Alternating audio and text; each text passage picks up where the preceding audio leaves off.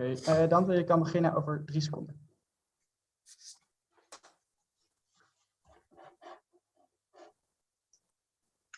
Hello everybody and welcome to the last day of the BOUWHOUSE Symposium.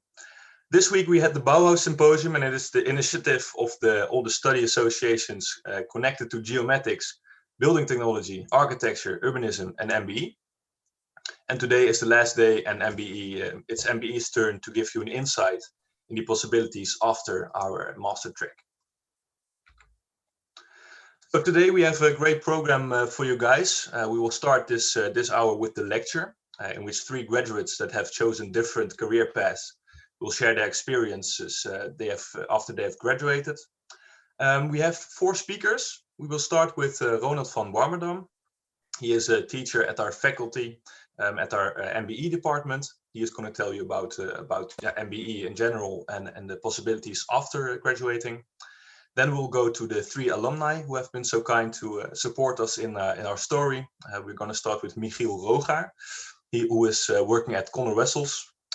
Then we go to Nathan Westerhuis, working at Facton. And lastly, we will go to Jeremy Oudot. He is working at Pink Properties.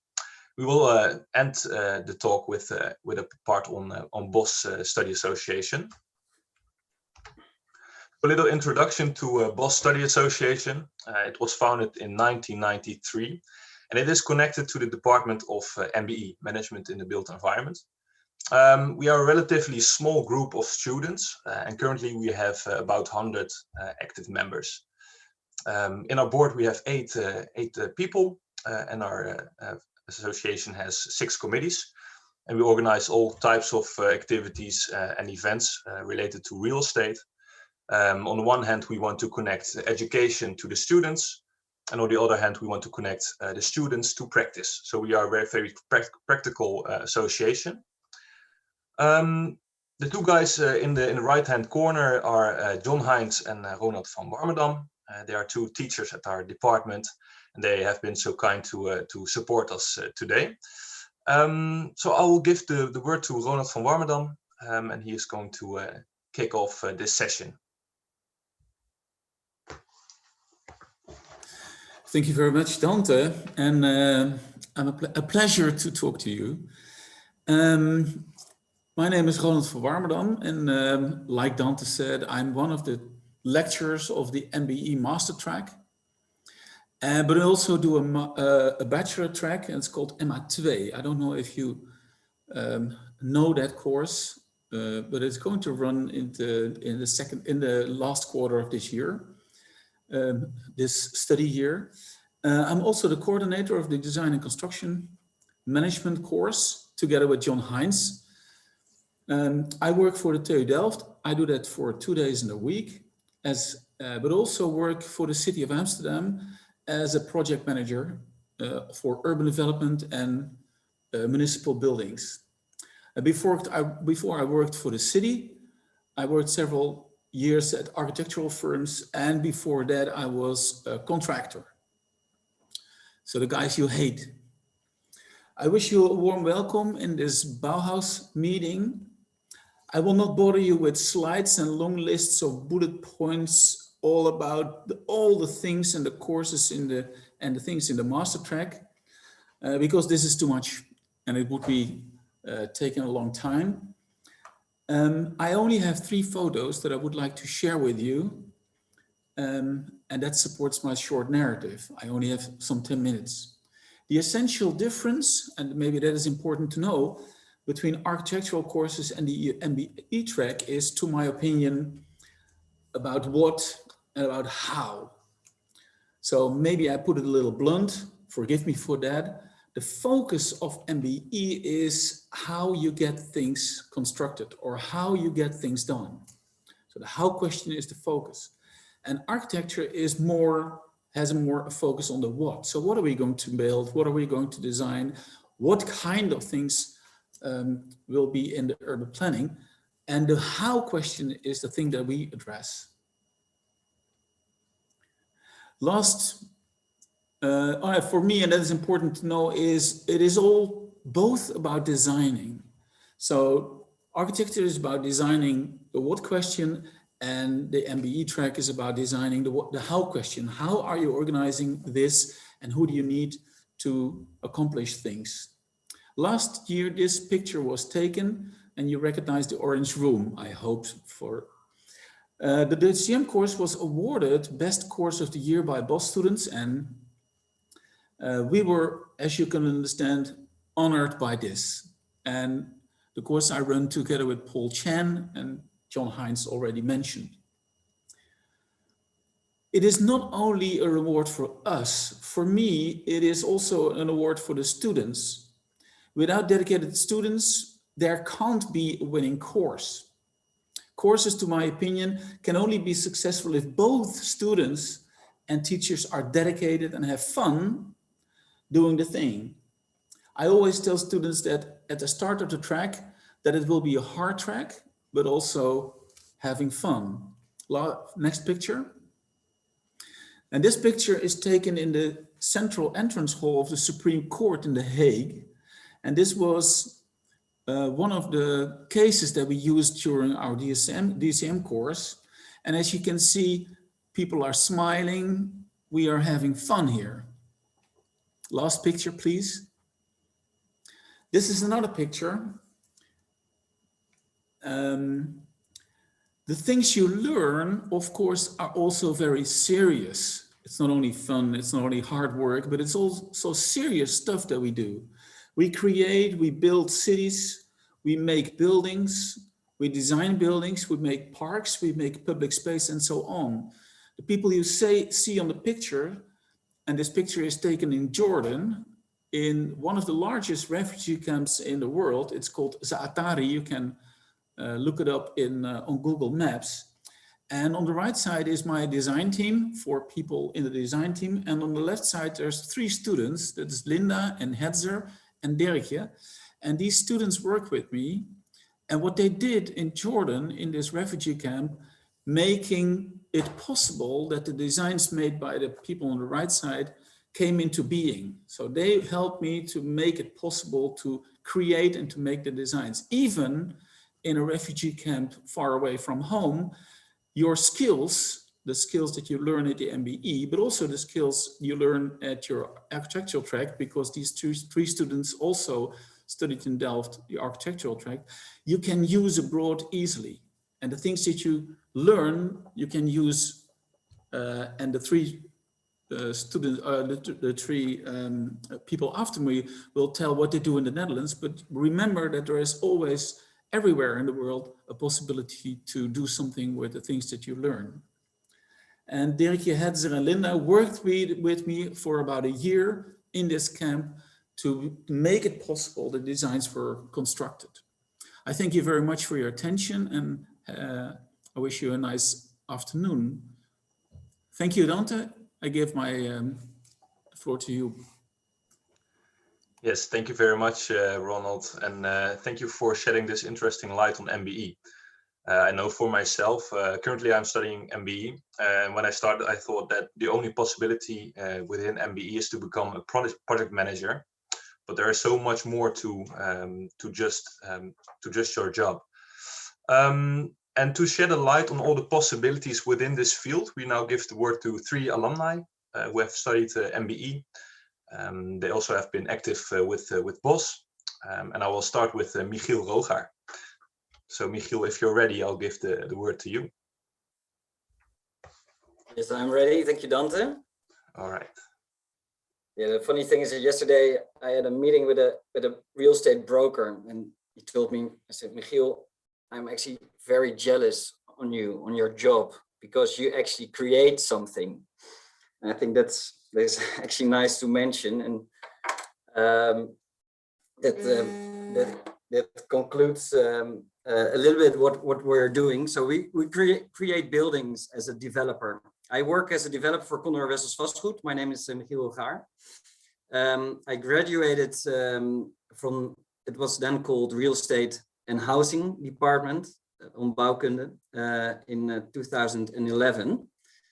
And since then I've been working mainly as a developer at different companies. So I was asked to tell a little bit about my career and about my job.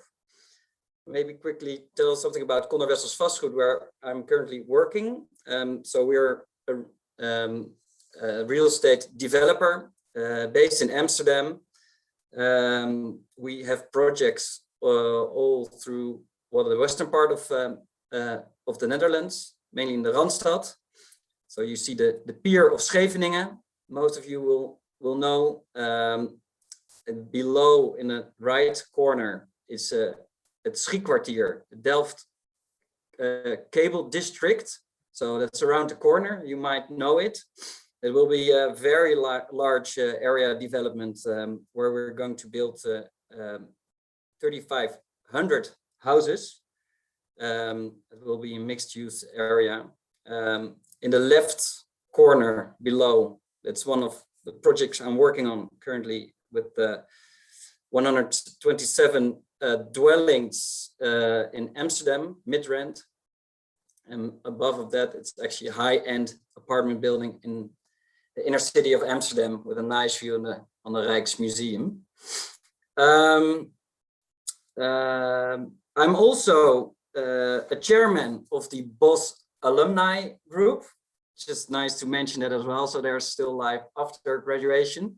So I would ask everyone who graduates, join our alumni group. So that's a way to stay active besides your work and have fun as well.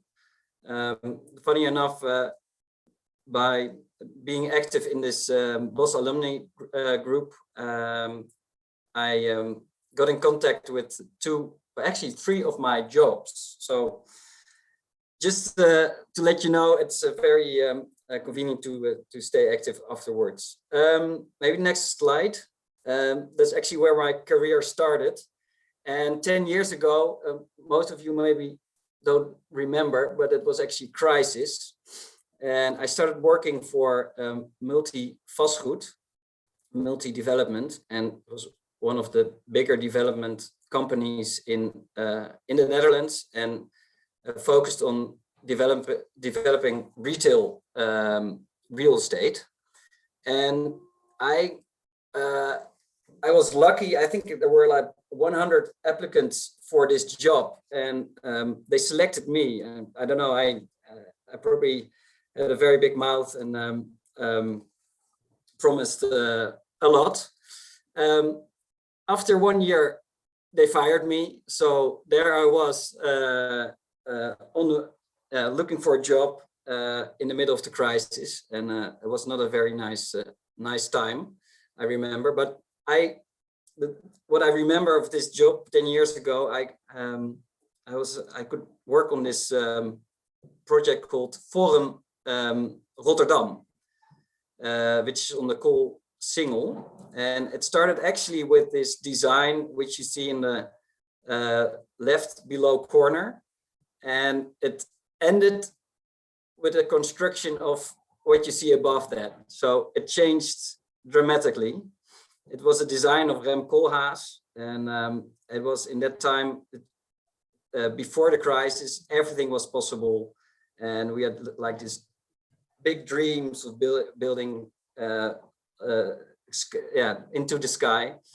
Well, you see what it became. So there I was after 1 year, no job. I had some small jobs in between, and then through BOS alumni, I got in contact with the municipality of Amsterdam, and I became a colleague of Ronald. So maybe next slide, and it was actually very nice to work on this in this area, construction area again. Is there a next slide, maybe? I was lucky to work on this project. It's actually the entrance of Amsterdam, the inner city of Amsterdam. And the construction is going on at the moment, where the municipality is building this bicycle storage underneath the water. Well, it's becoming very beautiful. Well, you don't see it at the moment, but it will become very beautiful. And helped working on the new zoning plan.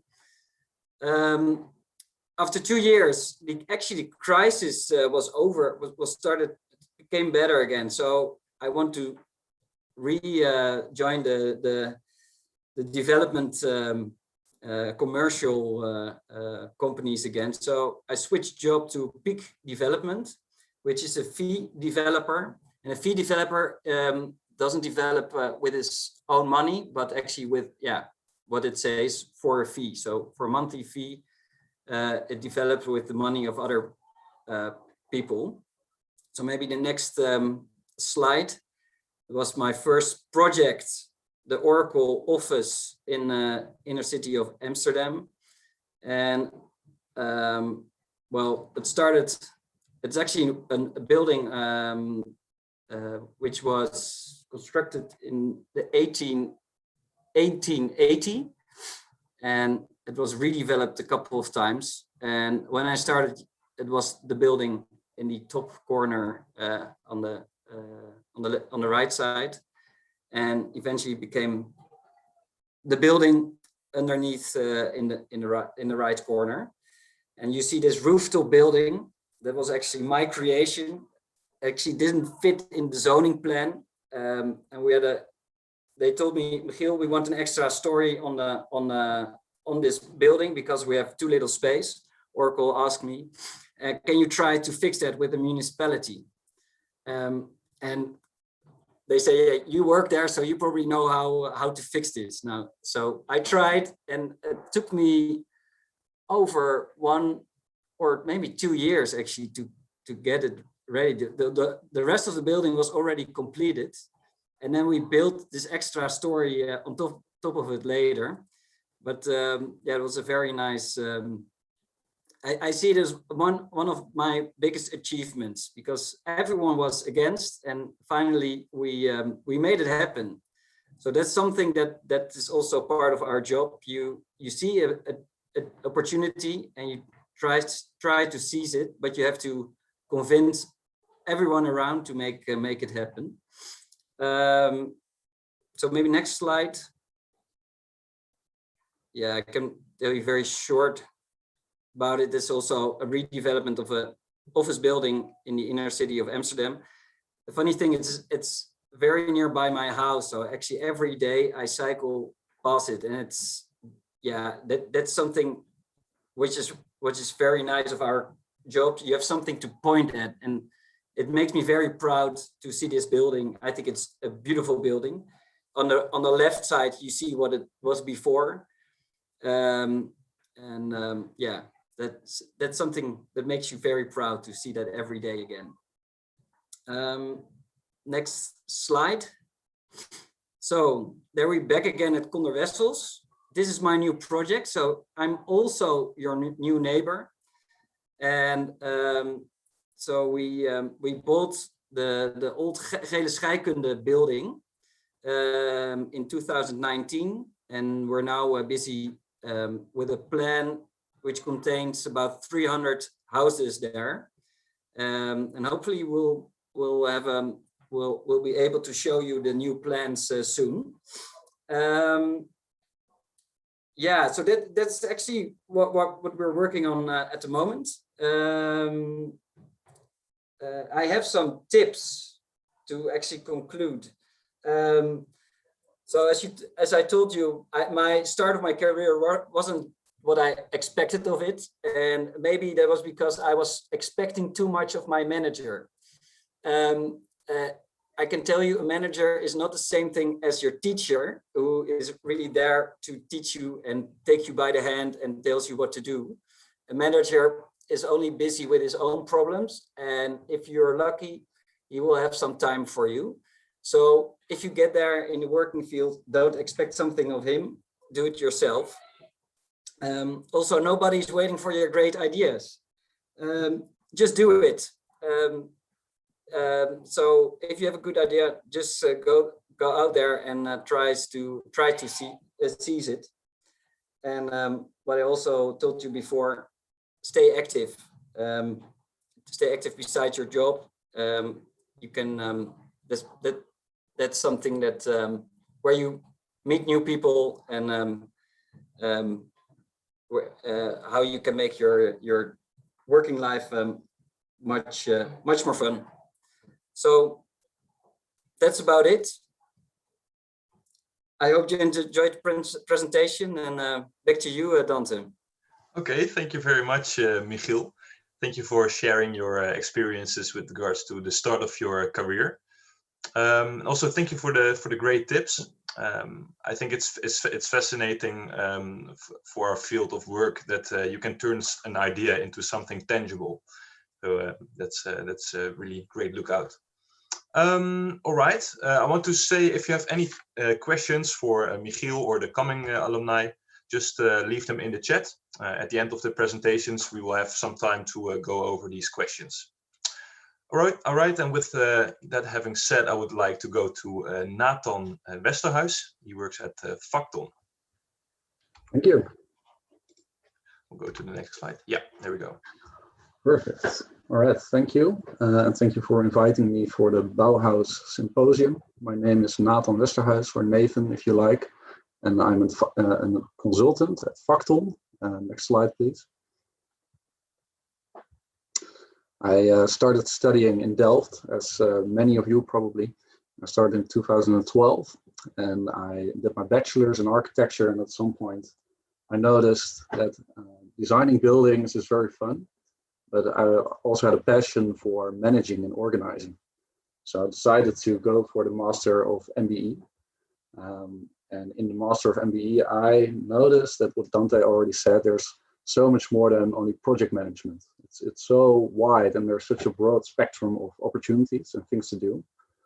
At some point I started graduating, and after my P2, I joined Facton to continue my graduation internship over there. And after I finished, I had several opportunities to start working at different places, and were consultants or developers.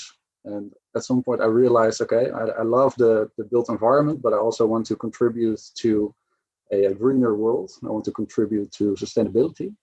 And Facton had that opportunity for me. So that is why it was a good match. So in December 2019, I started working there, and now I work at 2 different departments. Consultancy, which is more of the real estate department, and also Facton Energy, focused on sustainability. Next slide, please. So what you see here is that Facton has a wide holding type of organization with different enterprises underneath, one of which is Facton Consultancy, one of which is Energy, but there's also different organizations. So Michiel explained to you what a fee developer is. We also have such an organization. We have interim managers, and we also have people more on the financial side of deal making at the Facton Capital. So that's the organization, and my job is in consultancy and energy, both of which is giving advice to different organizations in the private as well as in the public sector. Next slide. And our core values are threefold. So it's making impact. We want to do projects that matter, and we have one partner, ISO. He always says we play Champions League. We don't do the small projects, but we try to do projects where what we do matters, and our advice doesn't land on a desk and then into the trash bin, but it's actually implemented, and we really make a difference. What we also say is that our people are the most important assets. So contrary to asset managers or developers, we don't have anything that really belongs to us in the sense of materials. We only have our people and our brains and our intelligence and our know-how and skills. And we love that our people are smart, but also that they are entrepreneurial, that they want to do things. So Michiel mentioned seizing opportunities, and he mentioned that nobody is waiting for your great ideas, that you have to initiate them yourselves. And that's what we love here, and that's what I also love about Facton, that you get the opportunity to really do what you love. And if you want to bring in an idea or want to do a project or a new business or a new proposition, you get the opportunity to do so. And what we see on the right side is our knowledge field. So what is it that we do? We are really on the financial side of advising in the real estate sector. So we make business cases. We look at the built environment, and what we do is we always connect it to an organizational strategy. And we advise organizations to move to the left, move forward, or maybe pause a bit or move to the right, based on different aspects that come from the business case and organizational analysis. Next slide. So that's what we do at consultancy, and Factum Energy bridges the gap between the energy business and the real estate world. And what I noticed when I started at Factum Energy is that the energy business is totally different from everything that we learn here at the Faculty of Architecture and the Built Environment. It's different kind of game. It's different people, different skill sets, and also different interests. And what we try to do is provide structure in the chaos. We do it financially, but we also do it process-wise. So we connect different people in complex processes. We act as process directors in the energy transition. We try to connect funds to people that need money for the energy transition. You hear it left and right. You hear it now in the elections. There's not enough money to do all that we need to do in the energy transition, and we try to make a difference. Next slide. So these are some of our clients. I think many you will recognize, for example, TU Delft, Feyenoord, banks like ABN AMRO, provinces, municipalities, housing corporations, developers, banks, Schiphol. We do every complex project where people need help to move in a certain direction, where they don't know what to do. We try to help them to make an impact on the energy transition or on the housing crisis. Next slide.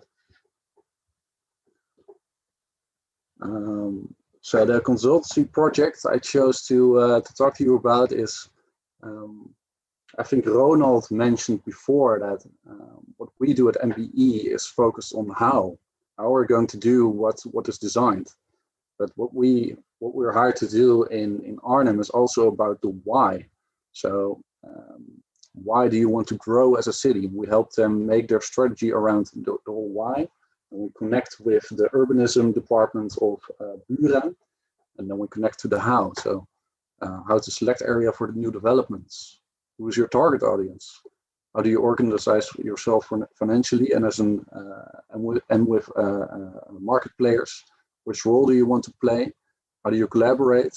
And we also zoom into certain parts of Arnhem to look at the more detailed financials and how do you phase it. And these are big projects, so it goes on to 2050, and it's about 20,000 houses with all sorts of amenities connected to it. It's about energy, mobility, train tracks, etc., etc.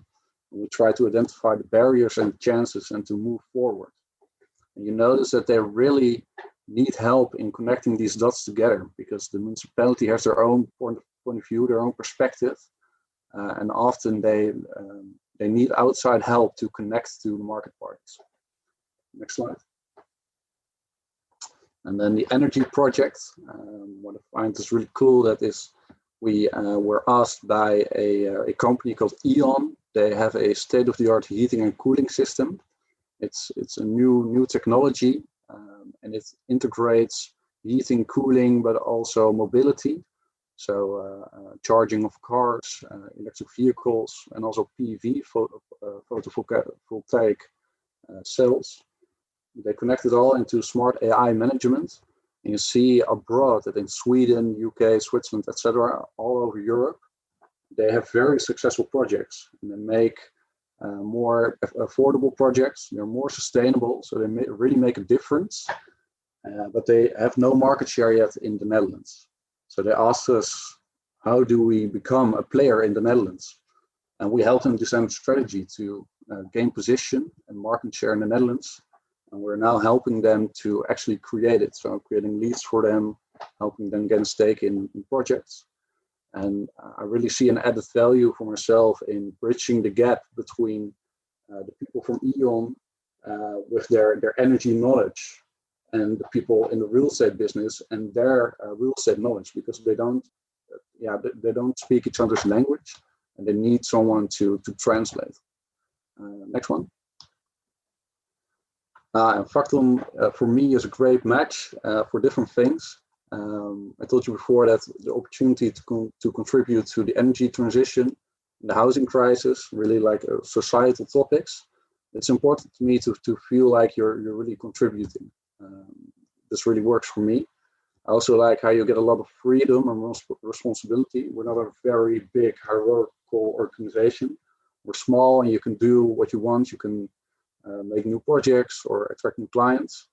We play Champions League, so we make a decisive contribution to the most complex and challenging projects. And you're always challenged to keep learning. And there's always someone smarter in the room who says things, and then you're like, wow, I didn't know. And my colleagues, of course. Working somewhere is always good if the work is nice, but the people that you work with are one of the key ingredients to have a good time during your days. Next slide. And what I see is that the people that I work with, they're challenging. They're from different points of view. So half of the people that we work with are from a similar background in architecture, but we also have people from a more economical point of view, geographers, etc. Some people are young, some people are more experienced. And what I also like is that we have a really work hard, play hard dynamic going on. So if you see the next slide, and you'll see that we try to really contribute to having fun as well. So we go on study trips, skiing trips, surfing, etc., etc. And well, that's what makes it fun for me. Thank you.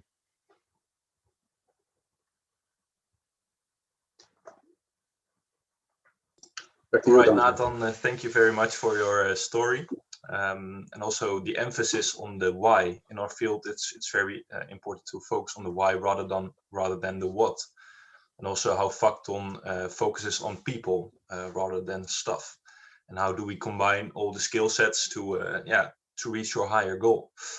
All right, well, yeah, I see that there are questions coming in. Keep them coming. We will discuss them at the end. And we'll go to the last speaker, which is Jeremy from Pink Properties. Yes, thank you very much, Duncan. My name is Jeremy. I'm 26 years old, and just as Nathan, I graduated from management in the built environment in 2019. Before that, I did the bachelor bouwkunde. I always wanted to be an architect when I was smaller, when I was younger. And then during the bachelor, I found out that designing was not my best courses. Luckily, at the end of the bachelor, there was one course which was more management related, and I found out that that was something I was way better at. And then during the second year of my master, I started as an intern at Pink Properties. I'll tell you a bit more about Pink Properties after. And then after my graduate, I started working there as an asset manager. And I've been working there for about a year and a half. Pink Properties is an investment manager. So what we do, we invest the money of rich individuals, private equity, into real estate funds. Those funds are usually office funds, but they can also be logistic funds or retail funds. And I work there as an asset manager. And my job is to make sure the assets we have under management are returning the equity we promise to our investors. Pink Properties has approximately 600 million under management, and we have two core branches. One of them is the investment management branch, where I'm working at, and we also have a development branch, which is a little bit similar to what Michiel does. We develop buildings. We make sure they actually get developed. So the role of an asset manager, like I said, I take care of the real estate assets. So each year we write a business plan for all the assets, and we execute those business plans. We make sure, for example, that the cash flow stays healthy. We make sure the tenants are happy with their housing. And there's also a lot of commercial aspects like leasing, acquisition, buying and selling of real estate, all that kind of stuff. So it's really more the investment side of real estate, and we do that for long-term investments, but also for short-term investments. Next slide, please, Dante. Yes, and to elaborate more on that, I'd like to take you with me on the project I'm working on, which is the the image you see, the Dutch Tech Campus. It's a former Siemens campus, which was formerly used and completely owned by Siemens. Back in the days, a lot of corporates like to have their own real estate, and then after the crisis, they found out that it was not the best way for them to deal with the real estate. So they looked for investment managers to buy their real estate and lease it back. So in 2015, Siemens sold their campus to Pink Properties in a sale and leaseback deal. So they became the tenant and we became the owner. In total, there are about 9 buildings. Some of them are logistic real estate and the others are office buildings. And in 2020, we started to restructure the fund because it wasn't working as intended. So we wrote a new business plan for the coming 5 years. So a business plan from 2020 to 2025. And with that business plan, we went to the investors and we told them, well, this is what we expect to be able to achieve as value. If we do this and this and this, we expect to increase the value of this complex to a certain number, certain value. Well, the investors told us, okay, great, do it. So that is what I'm working on. So last year we started with, making sure the current tenants were happy and extended their lease to make sure the cash flow keeps going in the fund, because that is the most important in the end. If a building is empty, it has no value. So we make sure that the buildings are occupied by tenants, because in the end, that is what makes your building valuable. That is what gives your building investment value. So the fun part is that we also have a clear goal. We just don't want to make another plain office location. We want to try to create a tech campus. For example, what we have in Delft with really some sort of synergy with the corporates that are there. So there's a clear goal in those 5 years: create a tech campus. And how we do it, well, that is up to us. The other fun part is that we work with multiple colleagues within Ping on this project. So it's not a one-man project. I think we're working with 3 or 4 in total, because there's also some empty space on the campus, as you can see. And that's where we want to develop new buildings. So it's not just making sure the current tenants are happy. It's also developing and creating new real estate, which is also very interesting to do. My personal tasks within this project are the leasing of vacant space. So that's a very commercial task. You try to find new tenants, you try to attract them to the campus, to try to make sure they pay what you want them to pay. So that's a very social and commercial task. Also setting up new strategic visions for the campus. So for example, how do you create a tech campus? What do you do to make sure that technology tenants come here? Why do they want to come here? And you try to create a vision and attract them with that vision. We also set up financing with the banks.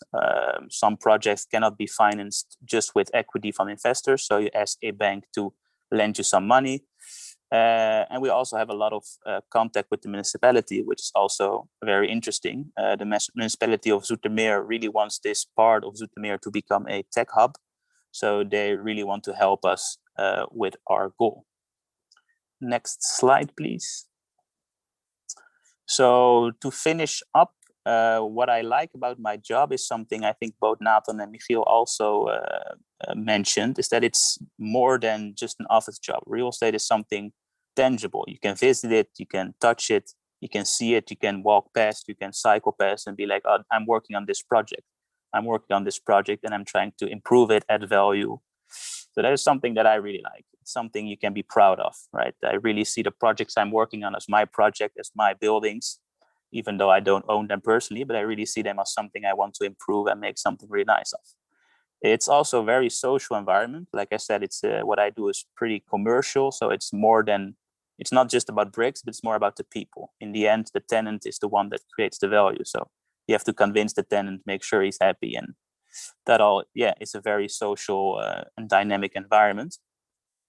About Ping Properties itself, you have a lot of responsibility. We are a small team of 22 people. So the assets we have are divided about me and another colleague for the management part of it. So you have a lot of responsibility with a lot of different topics within real estate. As I said, we also have a team that works on development, and I also help with that. So it's not just asset management. I also do financial cash flows. I also do development. I do very, very different things. And I think that is also what keeps the job from getting boring. Like each day is different. One day you're working on, like I said, a business case. The next day you're talking with the municipality. The day after you're talking with real estate brokers to find new tenants. So each day is different. And for me, that keeps it from getting boring, and that makes it very fun to do day in, day out. And I think that concludes my story. Thank you. Okay, Jeremy, thank you very much for sharing your experiences. It's very interesting to see also how you can start with wanting to become an architect, then end up in the investment management. Yeah, very interesting to see the financial aspect of your job as well. If you have any questions for Jeremy, this is your last chance to put them in the chat. Right, so that brings us to the last slides of this presentation. So the conclusion is very simple. There are endless possibilities within our field of work, and these are just only a few of these possibilities. And also at MBE, we noticed that there are a lot of prejudices with regards to MBE. For example, that you can only become a project manager, or and in these prejudices we will discuss in the next session. The workshop will start in about a quarter, and there's also still possibility to sign up for that session. In the last slide, you will get the instructions on how to do that. Let's go to the chat. Let's see if there are any questions.